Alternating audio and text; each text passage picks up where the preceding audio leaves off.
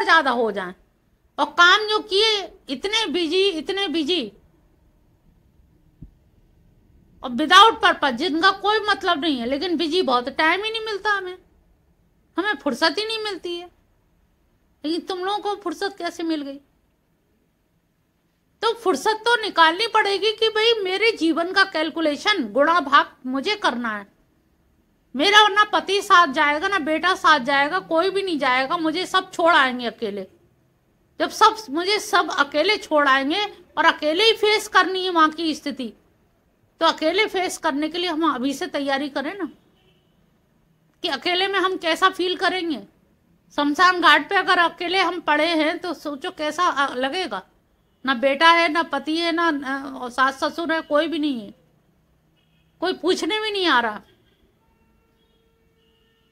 उस स्थिति को एक बार अगर आप भान कर लो तो आपके दिमाग ठिकाने आ जाएंगे। रोज की रोज एक बार जरूर हुआ मानसिक रूप से, तो लगे अरे वहां भी जाना है। हर जगह जाने की हम याद करते, वहां फला शादी में जाना है, फलाने मंगल गीत में जाना, उसकी लेडी संगीत, उसकी हल्दी, लेकिन वहां जाने की कभी करते कि वहां पे क्या होगा, वहां हमारे जो खोपड़ी फोड़ी जाएगी, उसका हम बिल्कुल ध्यान नहीं करते। तो ये थोड़ा सा अपना विचार करना, चिंतन करना जरूरी है। ऐसे तो भूली बिसरी जिंदगी जीते रहो तो वो कौन सी ये जिंदगी, अविवेकी जिंदगी तो वो भी जी रहा है, मूर्ख भी जिंदगी जी रहा है और विद्वान भी जिंदगी जी रहा है, लेकिन जिंदगी जीने के तरीकों में अंतर है। और तुम अगर अंतर नहीं कर पाते हो तो अविवेकी कहे जाओगे, मोग आशा कहे जाओगे, मूर्ख पने के कर्तव्य में लगे रहे जो कर्तव्य तुम्हारे नहीं थे, और तुम चले जाओगे कर्तव्य वो वही वैसे ही होते रहेंगे, उनमें कोई अंतर भी नहीं आना। तुम नहीं करो, तुम्हारी बहू करेगी, उसके बाद उसकी बहू करेगी। कहा ना कि ये तो घर क्या है, एक धर्मशाला है, और वो ऐसी धर्मशाला है कि जहां पर कि कोई भी एक उसने फकीर ने कहा कि यहाँ बादशाह से मिलना है, तो उन्होंने कहा हाँ बताइए मैं बादशाह हूँ। कह रहे क्यों झूठ बोलते हो, मैं पहले आया था तो वो जो आए थे वो उन्होंने भी कहा कि मैं बादशाह हूँ, और अब तुम मिले हो तो तुम भी कह रहे हो बादशाह। तो वही है कि आदमी बदलते रहते हैं, जमीन वहीं रहती है, महल वहीं रहता है, घर मकान वहीं रहता है, लेकिन चीज़ें बदलती रहती हैं और आगे बढ़ती जाती हैं। लेकिन उनको लगता है कि नहीं शायद हम नहीं रहेंगे तो ये घर कैसे चलेगा। अक्सर लोग कहते हैं घर कौन देखेगा, घर तुमको देखता है? एक बार पूछा कभी घर से? घर तुम्हें कभी नहीं देखता और ना कभी तुम्हारा वेट करता है। तुम घर के लिए भागते हो, घर तुम्हारे लिए नहीं भागता।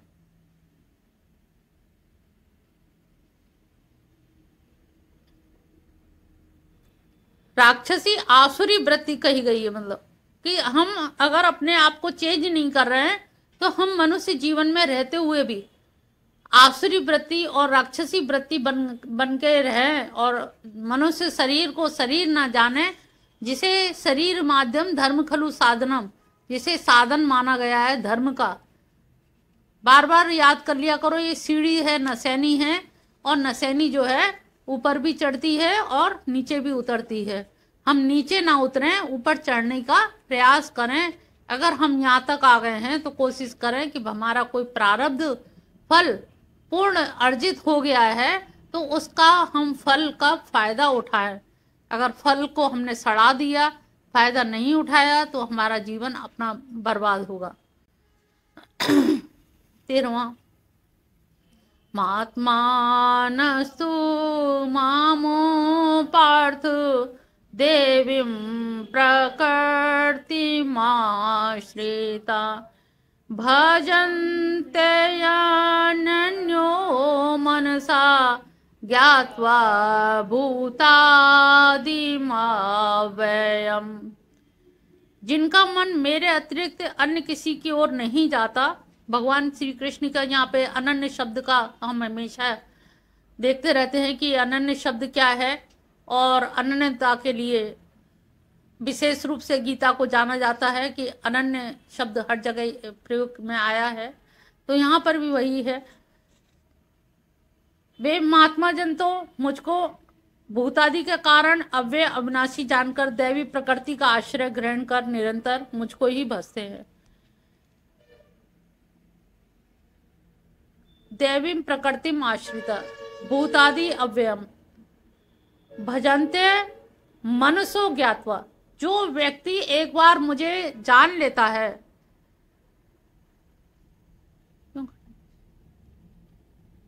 मुझे पूरी तरह से जान लेता है, तो वो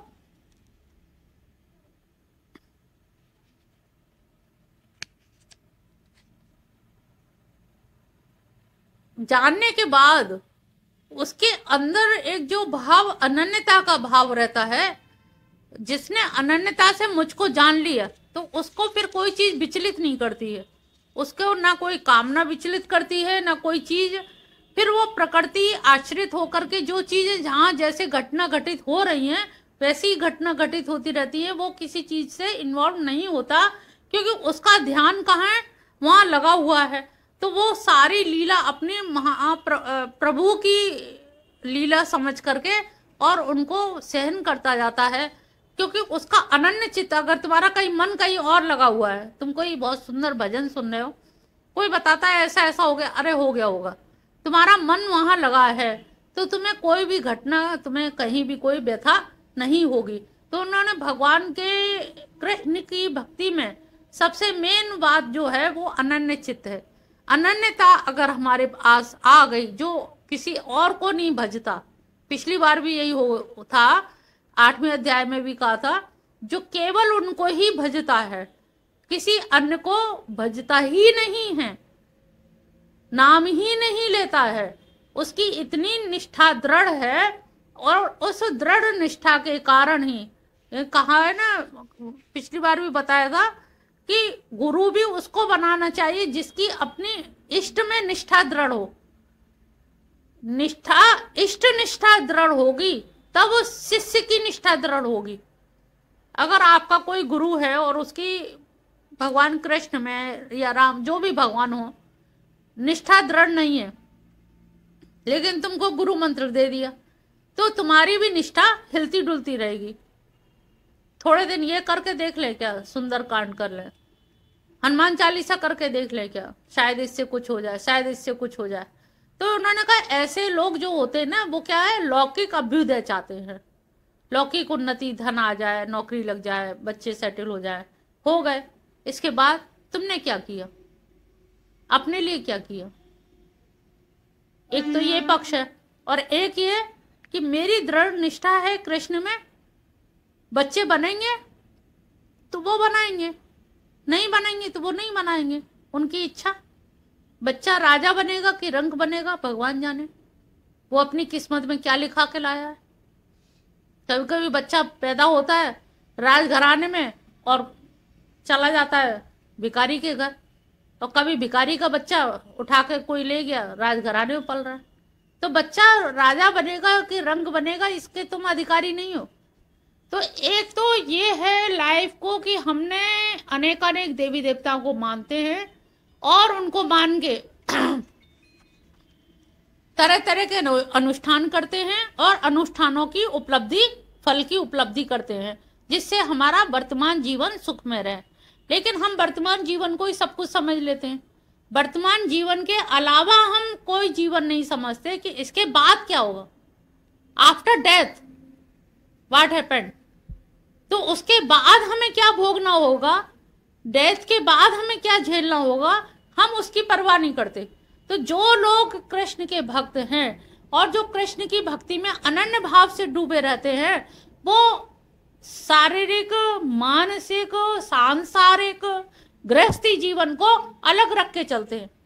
कि ये एक जैसे सड़क है, सड़क है ना, सड़क तो हटती नहीं है, और सड़क पे से गाड़ियां जीटी रोड से लगातार जा रही हैं, सड़क पे क्या प्रभाव पड़ रहा है, वो अपनी जगह स्थिर है। ऐसे तुम स्थिर हो अगर कृष्ण भक्ति में, ऊपर से घटनाएं घटित होके जा रही हैं, कभी कोई गुजर गया, दुख आया गुजर गया, सुख आया गुजर गया, कभी कोई गाड़ी गुजर गई, कभी कोई आया गुजर गया। तो ये दो तरह की लाइफ है। एक लाइफ है कि केवल कृष्ण को चाहना अनन्य भाव से, जन्म जन्मांतर के लिए, एक जन्म में ही हमें सब कुछ कर लेना है, प्रभु आगे भी तुम मिलो, हमें वो प्रयास करने हैं। और एक वो लाइफ है कि वर्तमान में मेरा बेटा पढ़ जाए, नौकरी लग जाए, उसका ब्याह हो जाए, अच्छी गृहस्थी हो जाए, फिर एक नाती हो जाए, अब दूसरे वाले का भी हो जाए उसका, उसके बाद राम राम सत्य। ये दो तरह की लाइफ है। अब तुम चूज कर सकते हो, इन दोनों तरह की जिंदगी में से तुम चयन कर सकते हो तुम्हें कौन सी जिंदगी चाहिए। अगर तुम्हें ये जिंदगी चाहिए कि मैं जन्म जन्मांतर सुधर जाए, क्योंकि ये मौका, यहाँ बैठने का मौका दोबारा नहीं मिलेगा। आज की डेट, आज का दिन, आज की तारीख बिल्कुल कभी नहीं मिलेगी जीवन में। सुधर गए तो सुधर गए, और नहीं सुधरे तो हमने जीवन बिगाड़ लिया अपने आप ही। मानुषी से आसुरी बन गए। मानुषी से आसुरी बनने में 2 मिनट लगते हैं, आसुरी से मानुषी बनने में हजारों साल लग जाते हैं। अब तुम क्या बनना चाहोगे ये तुम लोग बता दो, और कभी कभी बता भी दिया करो क्या होना चाहते हो, क्या बनना चाहते हो। घटनाएं ऊपर से तैर के चली जाएं, जिसका जो प्रारब्ध लिखा है वो होके रहेगा। हर बच्चा अपना प्रारब्ध लेके आता है, हर पति अपना प्रारब्ध लेके आता है। तुम्हारे करने से कहीं कुछ नहीं होना, किसी भी हाल में। होना है तो सिर्फ अपने अंदर परिवर्तन होना है, बाहर कुछ नहीं होना है। अगर अंदर परिवर्तन खुद में नहीं किया, खुद में संशोधन नहीं किया, खुद में अनन्यता नहीं लाए, खुद में कृष्ण भक्ति नहीं लाए, सब व्यर्थ है। मानुषी तन सारा का सारा व्यर्थ, जन्म जन्म व्यर्थ। 84 लाख योनि के चक्र में घूम जाओगे। अब ये तुम्हें निर्णय करना। 14वां, अब यहां पर सततम कीर्तियन्तो मामो यतन्तश्च दृढो व्रता नमस्यन्तस्य माम भक्त्या नित्युक्ता उपासते। अब देखिए यहाँ पे कितनी बड़ी बड़ी बातें उन्होंने बताई भगवान ने। राजगुह, गुह, गुहतर और गुहतम, यानी कि सबसे गहरा ज्ञान, अंदर की भीतर की बात बताई जा रही है। उन्होंने कहा ये सारी जो सृष्टि चल रही है ये मेरी ही माया से चल रही है, मुझसे ही उत्पन्न हो रही है, मुझ में ही लय हो रही है। कल्प क्षय हो रहा है, कल्प आदव हो रहा है। मानुषी और आसुरी सारी वृत्ति, सारा कुछ वर्णन करने के बाद एक शब्द पहले दिया था, श्रद्धा। अगर श्रद्धा नहीं है, कुछ भी कर लिया तो व्यर्थ हो गया। अश्रद्धावान के लिए कुछ भी नहीं है। अब यहाँ पर सारी चीजों को लेकर के आ रहे हैं 14वें श्लोक में। सततम कीर्तियन्तो, सारी चीजें लौट फिर के आपकी आ रही। कितना भी ज्ञान हो, कितना भी तपस्या हो, कितना भी कुछ हो, अगर आपके अंदर श्रद्धा नहीं है, सतत कीर्तन उनका नहीं करते हो, सतत ध्यान नहीं करते हो, उनका यजन नहीं करते हो, उनका भजन नहीं करते हो, तो आपका कुछ भी करना व्यर्थ हो जाता है।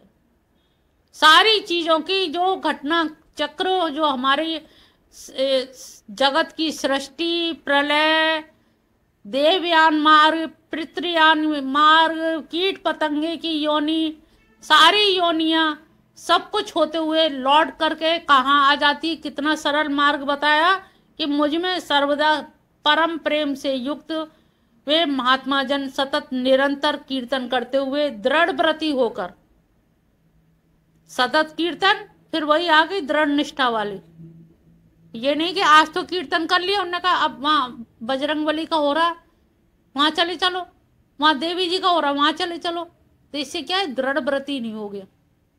सतत हो, दृढ़ व्रती, मेरे स्वरूप को जानने का यत्न करते हुए भक्ति पूर्वक मुझको ही नमस्कार करते हुए मेरी उपासना करते हैं, वही मेरे भक्त पार हो पाते हैं, अन्यथा पार होने का कोई भी अन्य उपाय नहीं है।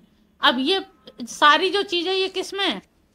कौन कराए? कोई पंडित कराएगा? कोई तांत्रिक कराएगा? स्वयं करना पड़ेगा। लेकिन हम स्वयं करेंगे नहीं, टाइम नहीं है। करोगे?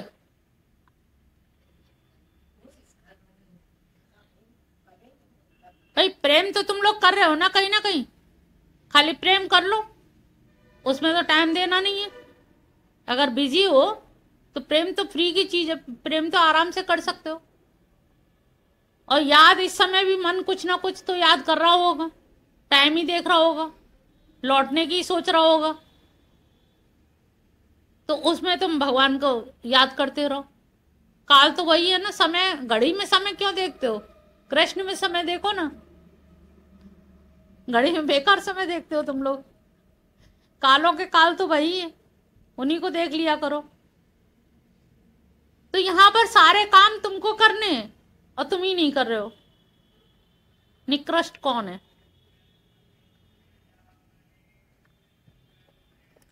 तो इतनी जटिलताओं को भी उन्होंने ला करके इतनी सरलता में रख दिया है। 15वां है, ज्ञान यज्ञेन चाप्यन्ये यजन्तो मामुपासते एकत्वेन पृथक्त्वेन बहुधा विश्वतो मोक्षम्।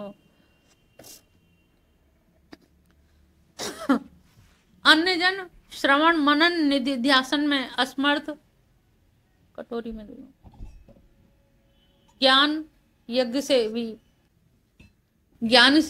भी भजन करते हुए, पूजन करते हुए मेरी उपासना करते हैं।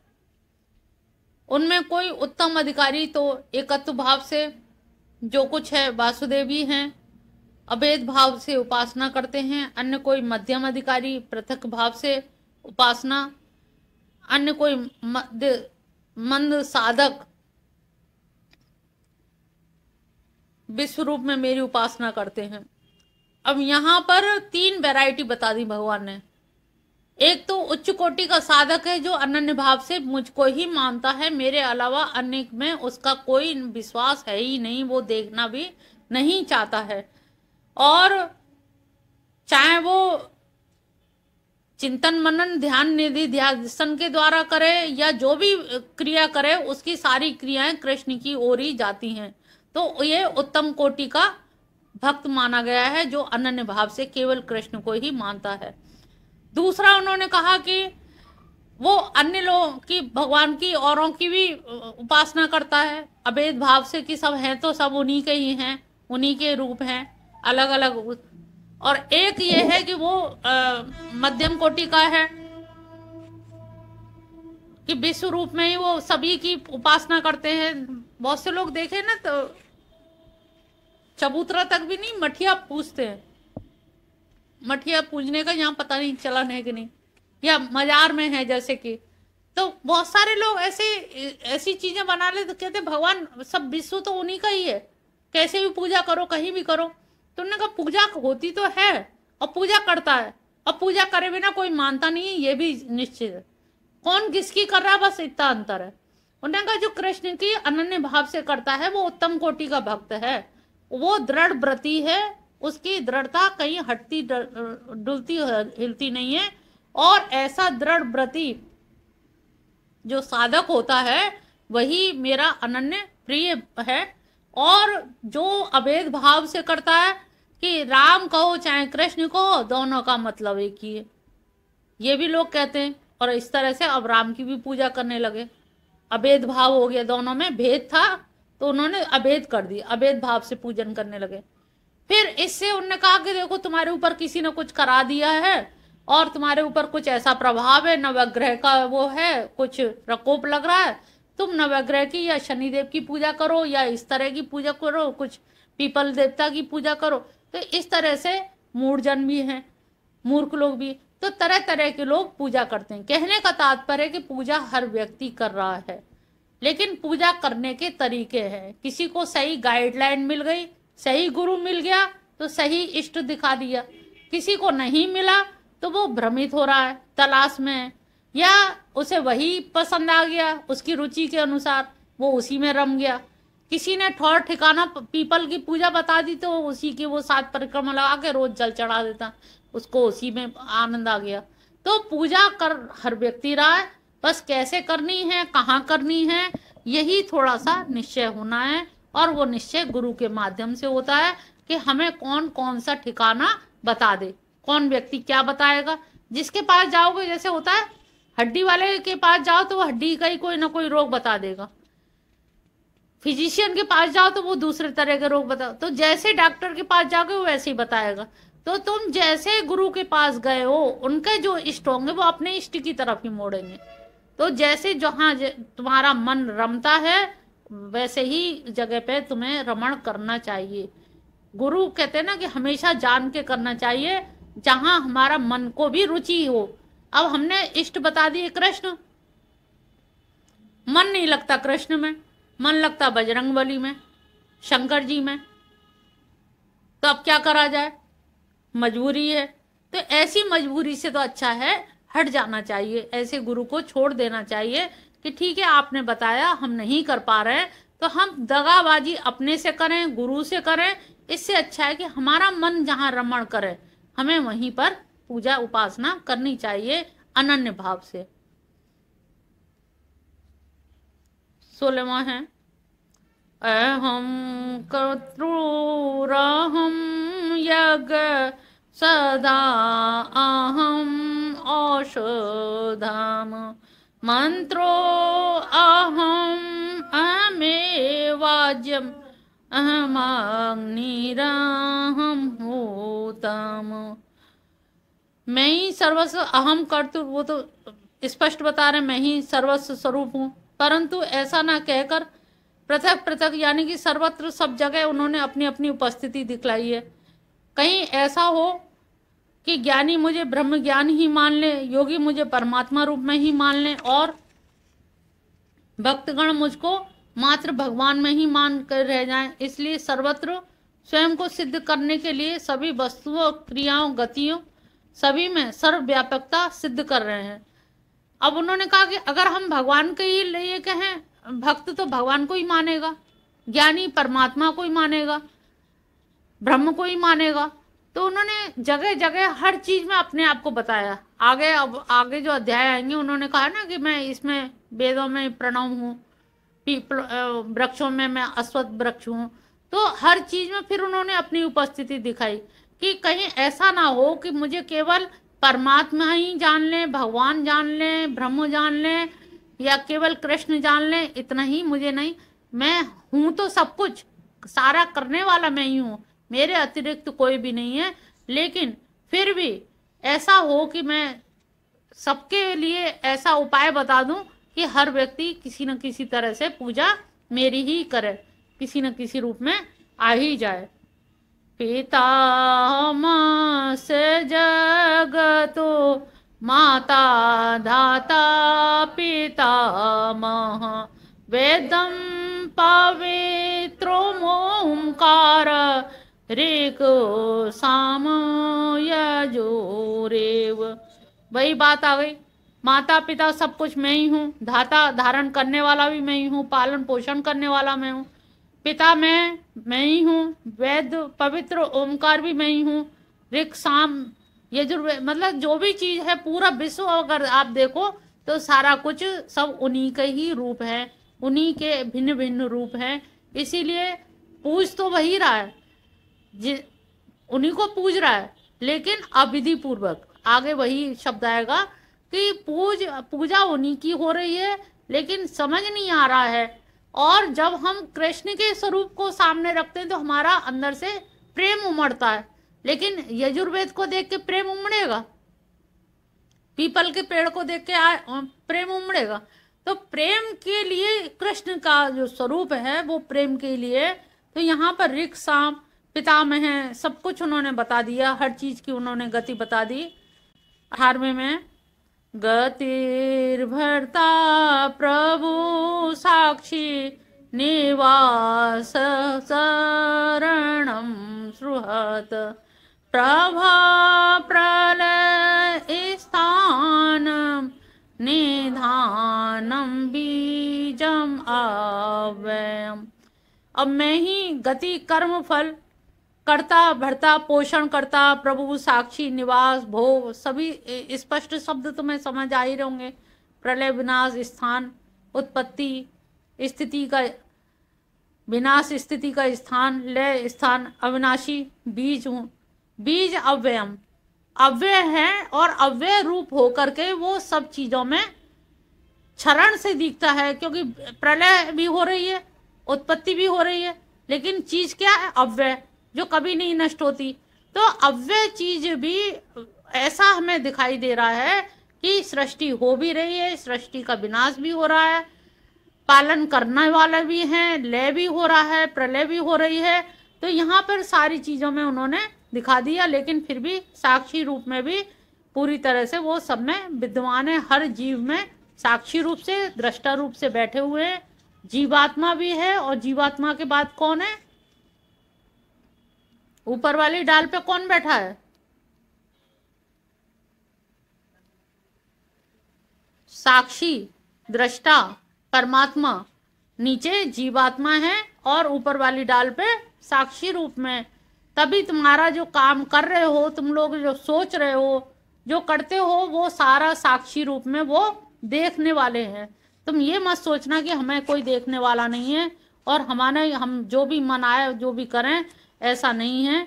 वो देख भी रहे हैं और हर चीज का समझ रहे हैं, और जो देख रहे हैं उनको आप कहीं भी मिसगाइड नहीं कर सकते कि नहीं ऐसा नहीं ऐसा नहीं।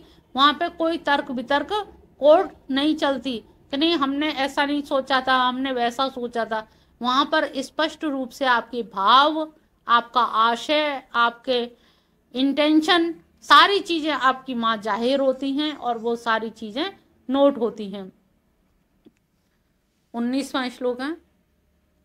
तपाहं वर्षो निग्रह्णामो उत्सृजामि च अमृतं चैव मृत्युश्च